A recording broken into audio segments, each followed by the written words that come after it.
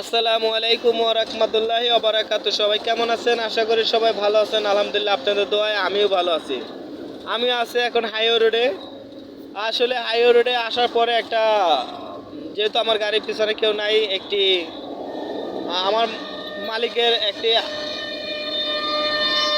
বক্তব্য আজকে তুলে ধরবো। আমি গাড়িটা যখন এই ডাইনের লেনে গাড়িটা চালাই, যার দরকার সে বামে থেকে চলে যায়, আমি ডাইনে থাকি।